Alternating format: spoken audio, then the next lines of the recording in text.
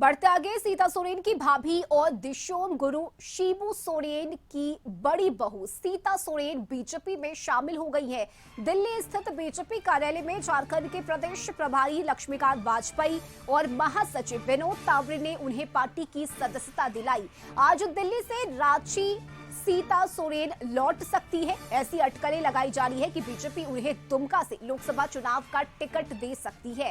हालांकि बीजेपी ने दुमका से प्रत्याशी की घोषणा कर दी है। वहीं कयासों का बाजार गर्म है कि पूर्व सीएम हेमंत सोरेन भी दुमका से चुनाव लड़ सकते हैं।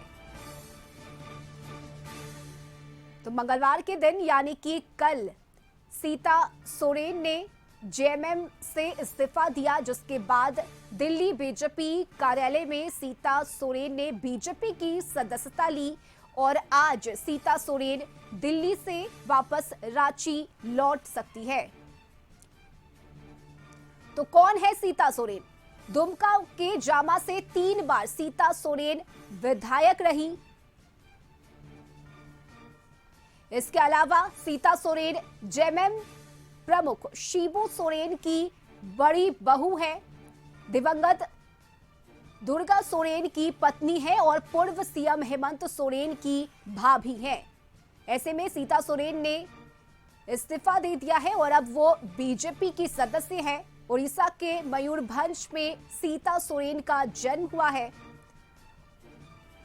और इस वक्त सहयोगी रुचि शर्मा हमारे साथ जुड़ गई हैं। रुचि, देखिए, झारखंड में राजनीतिक हलचल लगातार जारी है। खास करके सोरेन परिवार की अगर बात की जाए तो आपसी मतभेद, मनमुटाव यही कारण रहा कि सीता सोरेन ने जेएमएम को छोड़कर वो बीजेपी के साथ हो चली हैं। बीजेपी की सदस्यता उन्होंने ले ली और आज वो वापस रांची लौट रही है, ये भी जानकारी सामने आई है। तो क्या पूरी अपडेट आज के दिन को लेकर?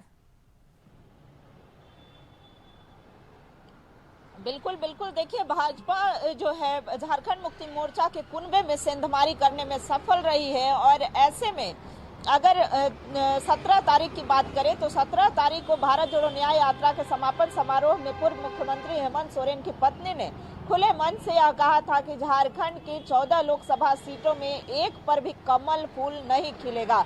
तो देखिए, एक तरफ झारखंड के भाजपाई जो है, भाजपा नेता खुश हो रहे हैं कि जहां वो कमल फूल नहीं खिलने देने की बात करते थे, हमने उनके परिवार में ही कमल खिलाने का कार्य किया है।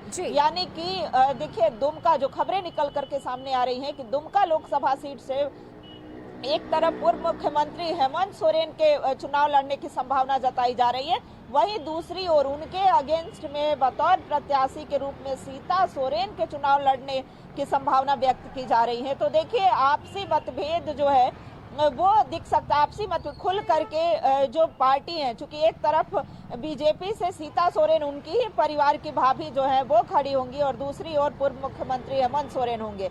ऐसे में देखिए, झारखंड मुक्ति मोर्चा को एक बड़ा नुकसान हुआ है, ये कह सकते हैं। हालांकि यह कहा जा रहा है कि पार्टी और परिवार को नहीं छोड़ना चाहिए था। पार्टी और परिवार जो है उनके लिए सर्वोपरि था।